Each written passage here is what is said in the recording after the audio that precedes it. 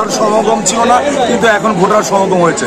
এখন মনে হচ্ছে এই একদিনে শেষ মুহূর্তে যে নির্বাচনটা জমে উঠেছে, গতবার যেভাবে জমে উঠেছিল প্রথম দিন থেকে 1 মাস, এবার মানে নামাজের পর থেকে জমে উঠেছে এবং দুই প্যানেলের মধ্যে খুব সম্প্রীতি বজায় থাকছে। আমি তো বিষয়ের ব্যাপারে সবাই আশাবাদী হয়, আমিও আশাবাদী। আমি 100% আপা বলছে 100%, আপা বলেছে 100%। আমি আশাবাদী, আমি জয় হলে খুশি হব, আবার পরাজিত হলে কিন্তু ভেঙে পড়বো না। আমি শিল্পী থাকবো, আমি শিল্পী সমিতির জন্য কাজ করতে চাই।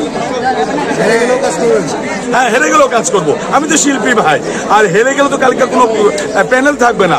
এবার 2টি প্যানেল আছে 5টা পর্যন্ত, তারপরে কিন্তু সবাই এক, আমরা শিল্পী সমিতির সদস্য। ধন্যবাদ।